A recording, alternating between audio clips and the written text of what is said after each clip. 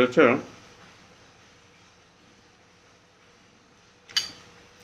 Homemade সবজি ভাজি, সাথে পরোটা। এটাকে নাস্তা, কিন্তু খাচ্ছি লাঞ্চের সময়। ঘুম থেকে উঠছি দেরি করে।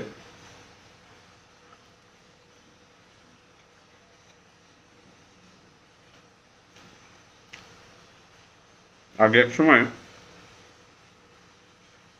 আমাদের ছোটবেলায় আমরা শবে বরাতটা যেভাবে দেখেছি,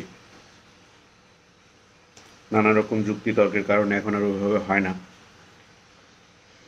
কিন্তু শৈশবে শবে বরাতটা খুবই অন্যরকম ছিল। মার নানা রকম হালুয়া বানানো, চালের আটার রুটি। আমি আবার চালের আটার রুটি খেতাম না দেখে মা আটার রুটি আলাদাভাবে বানায় দিত। তো সেগুলো মানে একটা উৎসব উৎসব ইয়ে ছিল, সারা রাত নামাজ কালাম পড়া, যেটা এখনও আছে, কিন্তু ওই রকম জৌলুসটা এখন আর নাই।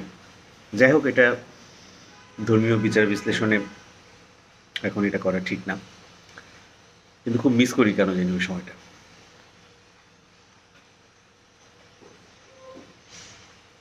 আশা করি 90s যারা আছেন কিডস ওই সময়, মানে আমাদের মতো, তারা শবে বরাতটা মিস করেন।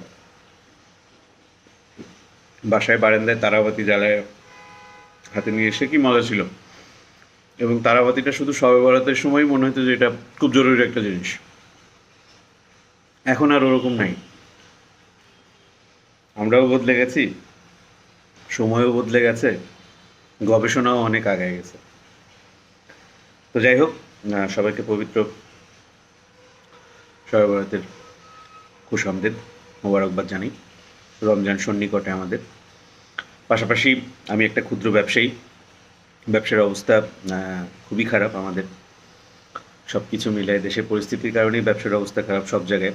রিটেল থেকে শুরু করে, খুচরা ব্যবসা থেকে শুরু করে, হোলসেলার থেকে শুরু করে সবার অবস্থাই খুব একটা ভালো না। ফ্যাক্টরিতে যেমন অর্ডার নেই, ঠিক তেমনি শোরুমেও ক্রেতার সংখ্যা নাই বললেই চলে। তো আল্লাহ সবাইকে এই মুশকিল থেকে আসান দেখ, দেশের একটা স্বাভাবিক স্থিতিশীল পরিস্থিতি তৈরি করে দেখ, সেটা নির্বাচনের মাধ্যমে হোক বা যেভাবে হোক, আল্লাহ একটা ভালো ফয়সালা করে দেখ। আমরা ব্যবসায়ীরা বাঁচি, সবাই আমরা বাঁচি, সবাই মুখে হাসি ফুটুক, সবাই খেয়ে পড়ে বাঁচি। নাহলে এভাবে চলতে থাকলে সবাই আসলে দায় দেনায় জর্জরিত হয়ে আমরা খুব বিপর্যস্ত হয়ে যাব। তো সবাই দোয়া করবেন আমাদের জন্য, আমরাও দোয়া করি আপনাদের সবার জন্য। ভালো থাকবেন। আসসালামু আলাইকুম।